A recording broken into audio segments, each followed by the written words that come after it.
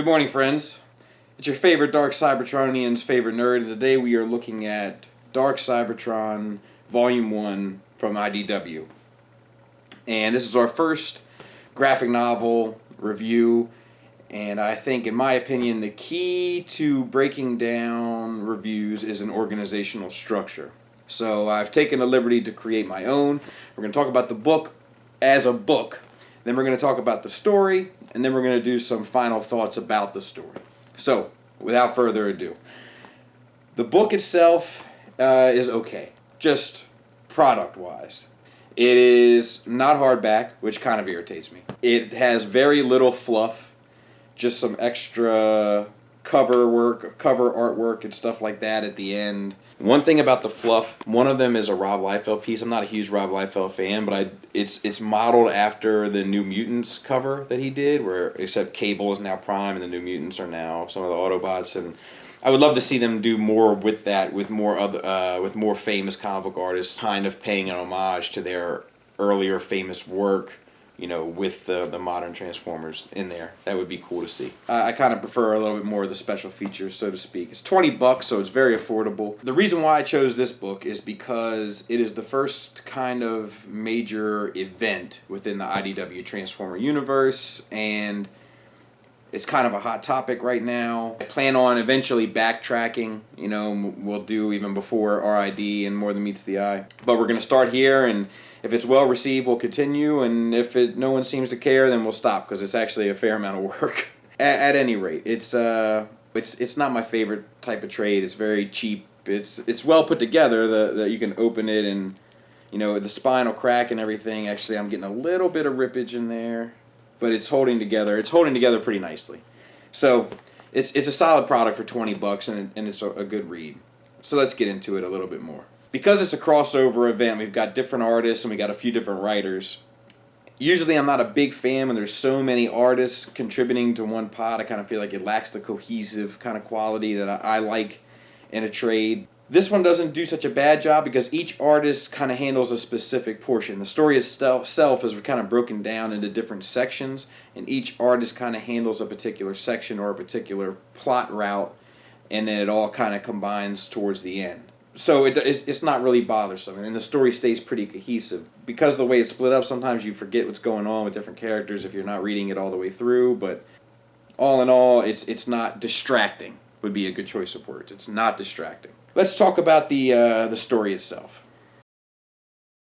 So the story deals pretty heavily with the Dark Universe, which is a big part of the IDW Transformer world. And in this story, it starts off years in the past. I think it's 6 million. And it leads to the actual discovery of the Dark Universe by G-Axis and Galvatron and Cyclonus and Nova Prime, who's a big character in this. It's kind of drawn in that old school kind of Marvel format, which kind of gives you that feeling of this took place years ago, which is cool. It establishes already a little bit of a rift between Cyclonus and G-Axis, which eventually pays off. We learn that the dead universe itself is considered to be a legend of Primus. Some believe in it and some don't. It's almost like a religious thing. And that it's a failed reality. It thrives upon decay. We learn that the whole mission that they're on was set up by Alpha Trion to spread the word of what Cyclonus calls the freedom of the Cybertronian way across the galaxy. But we're already hinted at Nova Prime's intentions, which is to impose the Cybertronian way amongst all of the other systems that they discover, and that is the big difference between the two. Cyclonus is on the mission to spread the freedom, so we think or are led to believe, and Nova Prime is there to impose the particular will. So in their travels, they come across like a dead universe portal. With the fear of them never making it back, G-Axis sends a message to Shockwave telling him that he may not return and that Shockwave is his most entrusted student or pupil, and therefore is entrusting Shockwave to finish what G-Axis has started if G-Axis doesn't return. What that is, we're not really 100% sure. Next thing we know, we are 6 million years in the future, in the present day, gearing up for what's happening next. So we're led to that point where we learn that Shockwave is now in cahoots with G-Axis and Dreadwing, Waspinator, and Waspinator is returning through a space bridge with the intent of bringing a Titan through it as well. The Titan becomes a major portion of the story as it unfolds. But we also finally get the realization that Shockwave is at least believed to be a servant of Nova Prime. And he is trying to get away from Nova Prime and Galvatron to enter through the dead universe into the real universe to unfold their master plot. And part of that unfolding is we see that Starscream has picked up on that energy. He's in his new Hasbro toy design, and we'll talk a little bit about that as we go on.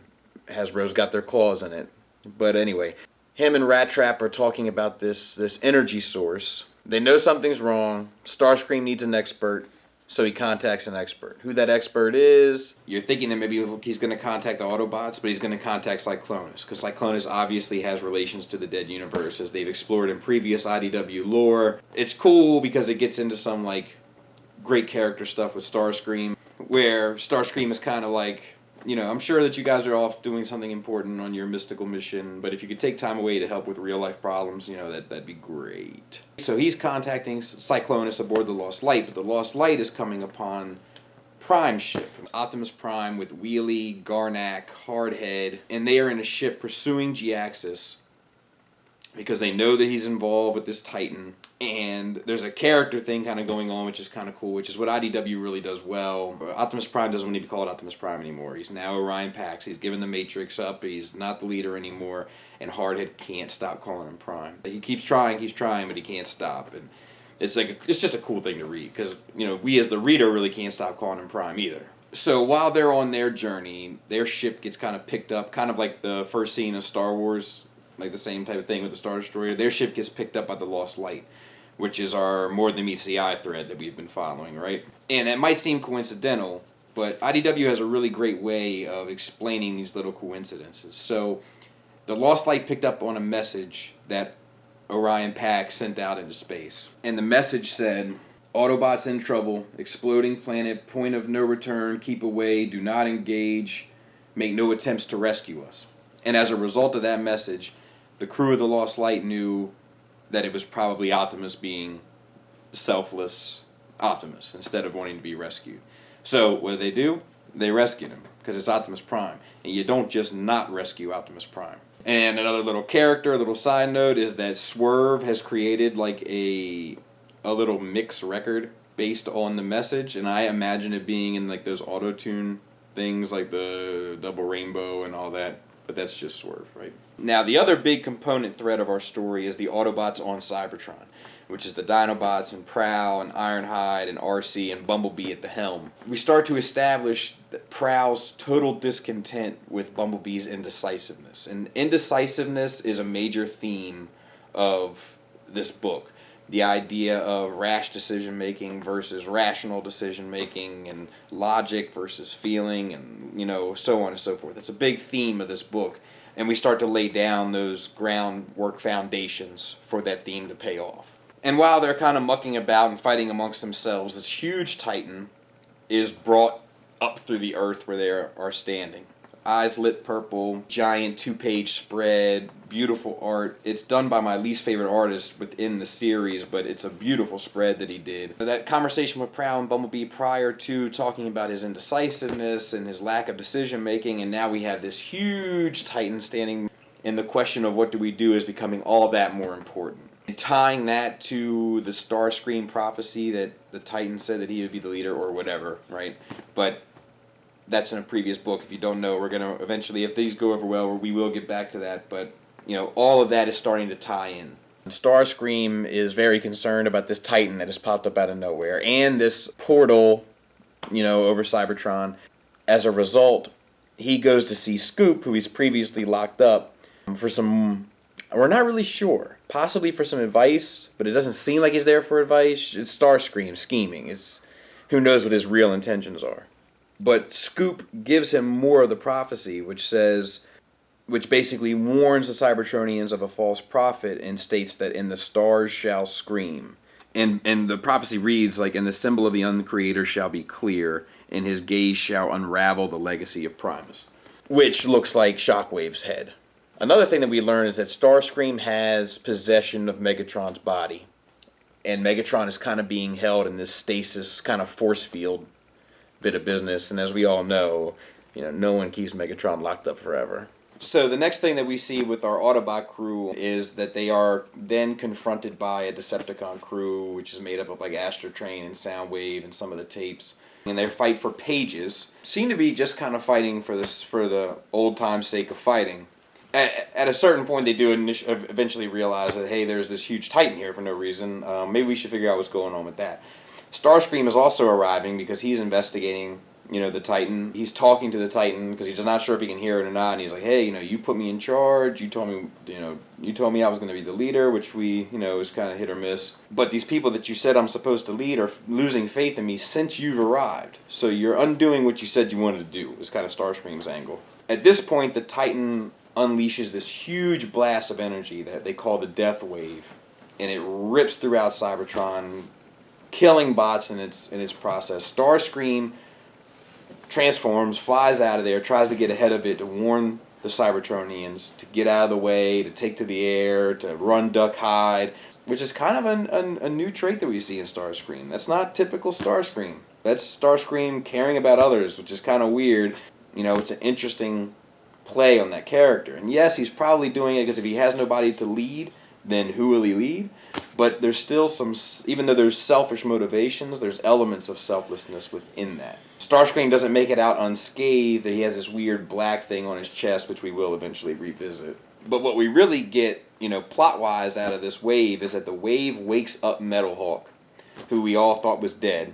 Metalhawk frees Megatron from Starscream's grasps, escapes with his body. Where does he escape to becomes the question. We find out that he brought Megatron's body to Shockwave, so there's some connection there, and Metalhawk utters like the kind of foreboding words of the choices you make will haunt you, which harkens back to that idea of decision making. So Megatron is in Shockwave's lab, and Shockwave is working on him, and Megatron begins to function.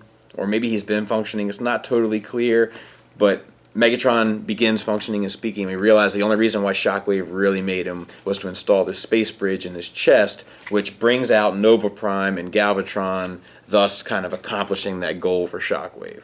So now Shockwave has his master, and everybody is on board. The crew is now complete, and Megatron seems to be out of the circle of trust.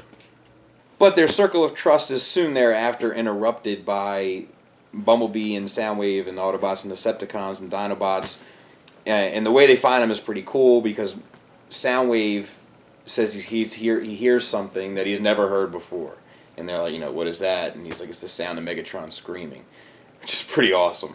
And that leads them, they basically, I guess, follow that sound into Shockwave's lair and the battle ensues. Through the battle, while it's just kind of like, the nuts and bolts of what you need in a comic book story, it does start to serve a few purposes. We find out what Metalhawk's motivation is, and that he's furious at Starscream taking over Cybertron, and the method in which he did it. We learn that Dreadwing is on board with Shockwave for basically being a part of all these battles and wars and, throughout the ages with Megatron that have only led to defeat. Why not try to strive or try out for the winning team this time? Which he assumes is Shockwave. Now, this part is a little fuzzy to me, and if anybody knows it better, they can feel free to explain it to me. And it may be in the previous books, I just don't remember, but Waspinator has this staff, and Shockwave needs it to summon the Titan. So it seems like the staff's kind of connected to Waspinator's arm, and it seems like Shockwave just rips it off to use it, which is pretty badass. And it leads to the Titan crashing the party, which, of course, ups the ante a little bit. So after the Titan crashes through, and the battle ensues, and, there's death and destruction everywhere, it kind of climaxes with Megatron rising from the rubble, carrying Ironhide in his arms. And it seems like it's going to be this heroic moment in this, iconic scene, but before you even had the chance to really digest it, Galvatron pops up like a jack-in-the-box and ends up ripping Megatron into two pieces. And Megatron has a really rough ride in the IDW comics. He's constantly getting himself really pretty dinged up, but this does not help. And of course, Decepticons rarely, or whatever you want to call them, they're rarely travel in ones, so we got Waspinator, we got Shockwave, and, you know, the battle is still very much on. So with the death wave coming and going throughout Cybertron, Starscream is now checking on the citizens. He's checking to see how everybody's making out, kind of forwarding that odd character thing for Starscream. Now, he's definitely got selfish intentions. We know that, but it still comes across as somewhat heroic, which is kind of cool to see in some weird way. You know, there's these characters, he's looking after them and so on, and he's trying to see what's going on and being a good king. Now, aboard the Lost Light, we get some information about the dead universe. Brainstorm explains that he is an expert on it, and there's some great character stuff with that, where Brainstorm talks about, you know, like, I'm a weapons expert, and this universe is called the Death Universe, so isto facto, I'm a dead universe expert, kind of. He explains a lot about the dead universe, namely that it constantly wants to die, and it constantly wants to suck life and kill, unlike our universe, where, you know, basically on a day-to-day level, biologically, we're all just trying to survive another day. It's the antithesis of that, right? So we're learning all this information about the dead universe on the Lost Light. The bots are talking, and like the big bots like Ultra Magnus and Rodimus and Optimus Prime are all sitting around in a bar in Swerves talking. You know, there's like this obvious feeling of dread and despair, and that something terrible is on its way to happening. And what does Swerve do? He's coming up and taking pictures of them all drinking at his bar because he's like a fanboy and he can't believe that they're actually there hanging out in his bar. So what do top dogs do when they're sitting together and talking? Top dogs come up with a plan. Basically, they get Brainstorm to come up with this force field that they can put on their hands, and it kind of puts this aura around them that makes the dead universe not really recognize that they're alive. So they assemble who's going to go, and they make their way into this portal to go to the dead universe. And the crew is consisted of Cyclonus, Prime, Rodimus, Hot Rod. I go back and forth with Rodimus and Hot Rod and Optimus Prime and Orion Pax and Hardhead. And there's some cool stuff there where, like, you could tell Cyclonus has some reservations about going. He has experience with the dead universe, where the rest are kind of just blind, you know, optimists, so to speak. And Cyclonus obviously doesn't want to go there. He knows the risks. He knows the consequences of what could happen, and he has some reservations, which Hardhead drives home by basically calling him a coward, which is pretty funny and pretty awesome. You know, Cyclonus has made himself kind of a member of the Lost Light, but to all these new arrivals of the Lost Light, he's still just another Decepticon. We now know that Ultra Magnus is going to be in command of the Lost Light, which is cool because, you know, he gets the chance to be a leader. We get the chance to see him as a leader, and he's very unsure of himself in that role. And there's some great character stuff that kind of goes on with him, where he's starting to say, like, human, like, figures of speech. And he states that he's using them to make people feel more comfortable around him, which is kind of funny and kind of awesome. But the key to this segment is that we learn that the Lost Light is being, what they think, pulled off course. They're trying to figure out what's going on. They find that they have Metroplex's thumb, just his thumb, like in the ship. And the thumb has like pushed onto the ship and is literally pushing the ship off course on its own. And it harkens back to like these Cybertronian legends that say you can use a Titan to find a Titan. And as a result, they're thinking that Metroplex is hopefully pointing them in the right direction. This eventually leads to another one of those elements of the theme, which is about leadership and indecisiveness and decision-making, rational and irrational. And Magnus is put in this first leadership conflict where, does he stay the course and finish the mission, or does he take this as a sign for the greater good and move towards a new goal? And ultimately, he takes it as a sign. He strays from his original mission, which is a huge character turning point for Ultra Magnus, as you should well know. Makes a decision based on the circumstances for what he believes is the greater good. By being pushed by Metroplex, the Lost Light ends up on an unknown location in like a water planet, we're kind of led to believe. And there are many, many of those ammonites, or whatever they're called, everywhere. I really wish those Hasbro toys turned out better, because they're kind of cool in the comics, but goodness gracious, those toys suck. But Magnus tries to open up a line of communication between them. He's not sure if they are native to that planet or if they caught a ride with the Lost Light. He's not sure what's going on, but he tries to open up a line of communication. In return, the Ammonites respond with violence and open fire on the Lost Light. But the goal for these Autobots is to really get to Metroplex, or what they think Metroplex is pointing them towards, hopefully himself. They need a way to navigate. So they start talking about the Rod Pod, which apparently is like this private shuttle that's on board the Lost Light that Rodimus had built to look like himself. It was just one of those character things in IDW, and it's like it's good for a couple laughs, and yet serves a plot purpose, and continues to move the story forward. But it's pretty funny, and the ship looks pretty funny, and it's nice. Throughout the Rod Pod kind of travels, the Lost Light crew members are outside defending the ship, and the Rod Pod is on its own little mission. It does find Metroplex. It's driven towards the center of, or deep down into this cavern or whatever, and it does find Metroplex. The Rod Pod's traveling through Plex, trying to find out exactly what's going on and what the status is of them.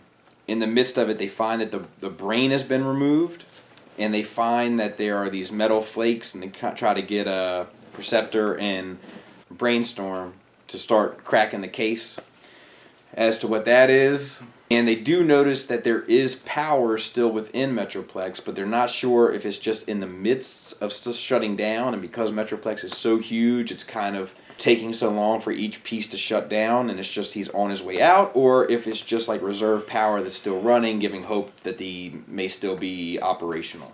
With power being present and lack of a brain and Ammonites in tow, they are on a quest now within Metroplex to try to find his spark.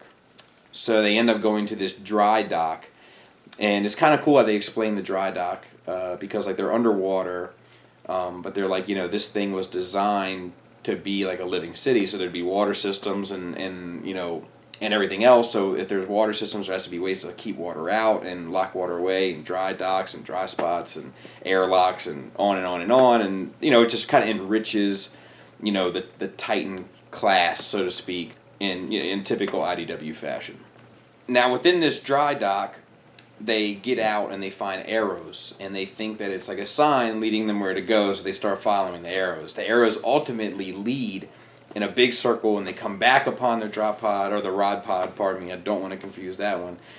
And there's an Ammonite that has latched onto the Rod Pod, and before they can get a chance to process what's going on, he pushes a button, click, and blows up the Rod Pod. If you know anything about Rodimus or Hot Rod in the IDW universe, you know that he's not going to be pleased about that, but that's not the main drama here at the moment, is it? So at this point, we follow more so the characters that are going to the Dead Universe. And when they get to the Dead Universe, they're immediately confronted by like these giant space monsters. And, they're like slugs or whatever, and whatever, it's fine. But they run off, and no one's sure why until they see Cyclonus. And for some reason, Cyclonus has scared them off. At that time, we also learn that Nightbeat is very much thriving within the Dead Universe as well. And that pays off later down the road. And with Nightbeat's appearance on the Dead Universe, we learn a little bit about it. We harken back to when Hardhead, when Nightbeat basically begged Hardhead to put him out of his misery. He basically lied there on the shore of this water, like this ocean type area that was also a portal to the Dead Universe. The tide came in and took Nightbeat on out. We also see that Cyclonus is in really poor health. This is explained later as to why he's having such an adverse reaction to the Dead Universe. But within the midst of all that, we also learn their ultimate goal. So Nightbeat offers to help the crew and suggests that they follow him into the center of the Dead Universe to hopefully find out who's responsible for all these portals and who's responsible for this upshake that's going on. But anyway, the reason why Cyclonus is in such poor health is because when he landed, the force field that he had installed on his palm, I guess he landed on it and it shattered the force field, and as a result, the Dead Universe came in and laid claim to him once again. When they say claim, Cyclonus states that he's been reclaimed, and he's obviously shaken up by it. And all this is going on, and Nightbeat is using his, showcasing kind of his detective skills and how he was able to put all this together. And in the midst of such, a trap is sprung. We learn that Nightbeat is now serving Nova Prime as well. The reason why he's serving Nova Prime is because when he got to the Dead Universe, he was tampered with, and they removed a lot of his memories, and like it's all been, this well laid out plan by Nova Prime and his servants. But Jhiaxus has manipulated Nightbeat's brain and thus erased any memory of him having these connections or allegiances to the Autobots. While Nightbeat is on the outside of the cage looking in, the trapped crew there on the Dead Universe is on the inside looking out, and they're trying to find a way out of this box. Hardhead goes to crack it with his head, which Cyclonus just kind of shakes his head in disbelief at. Prime gives it a whack, which he notices that he definitely affects the integrity of the trap by hitting it the way that he does. So at that point, he gets on this mission to try to distract his captors, take advantage of this, crack in the safe, so to speak, and make their way out. And at this point, Nova Prime arrives, and of course the stakes are heightened. Hardhead makes it through. He breaks through, and they think they're all going to follow in after him. Unfortunately, the trap seals right behind Hardhead's exit. Of course, Hardhead being Hardhead goes right to Nova Prime and is going to get it on. He throws a punch. Nova Prime catches it, crushes his hand, which is also holding the force field, and Hardhead seemingly meets his demise pretty dramatically. And we have to realize that that's a big blow to Prime, because him and Prime have been together now for some time. And, there's a lot that, psychologically that's going to pay off later down the road through that incident. And lastly, this first volume concludes with the understanding and realization that Nova Prime also has a space bridge in Cup's chest. So he's got Cup as well. A Cup we haven't seen for a long time, but he's going to come back into the picture. So that's kind of the cliffhanger. At the end of the story, we have the Autobots and Decepticons on Cybertron fending off Shockwave and his crew in a Titan. We have the Lost Light crew fending off the Ammonites. And we have the Rod Pod inside of Metroplex, now destroyed, with the team that was in the Rod Pod abandoned inside of Metroplex trying to restore power. And the team that was from the Lost Light that went to the Dead Universe is now down one member, losing Cyclonus, and held at the hands of Nova Prime. So it's kind of the Empire Strikes Back thing, right? They're all kind of in peril, and everybody, and how are they going to pull through? And that's pretty much this book in a nutshell. That's Volume 1. I am a huge IDW Transformers fan, especially since the RID, the Robots in Disguise, and More Than Meets the Eye books kind of launched. So I got to say, this is a great IDW story. Even though it doesn't seem like it at first, it does pay off. It is worth it. If you're just getting into IDW, it's not where I would suggest jumping off. But if you're reading IDW, it's really good. It brings More Than Meets the Eye and Robots in Disguise, into a climax that we've kind of been following for like over a year now with the two books. Also simultaneously ties back to the original ongoing with the Dead Universe and all that, and it really starts to even out this universe that IDW has been building. I can't recommend it enough, but definitely get both parts, because this one kind of leaves you empty and the other one fulfills that emptiness. So it's all good, buddy. What I love about IDW is how they take characters that you've never cared about and enrich them so much that you now love them and need them in your collection. I've never been crazy about Whirl. I had him as a kid. I never played with him much. He wasn't in the cartoon, so I had no point of reference for him. Now Whirl is like one of my favorite characters, and that's all on the strength of IDW. I am a huge fan. I love the little character stuff that they do, like that I've pointed out, like with Starscream and Nightbeat and Ultra Magnus, Swerve. Good grief. They're little focuses on little nuances to make you care about characters you never cared about before. That being said, one of the most beautiful things about IDW has been that they have been able to seemingly create independently of anything. It hasn't felt like they have needed Hasbro's permission. It hasn't felt like they've needed Michael Bay's permission. They can just kind of do what they want. And as a result, we've gotten some really great material. But now we're starting to see toys on the Hasbro side designed with the IDW designs. And okay, but easy. But it's not easy anymore, because now the Hasbro toy designs, such as repaints and whatever they're doing, are now infiltrating the IDW world.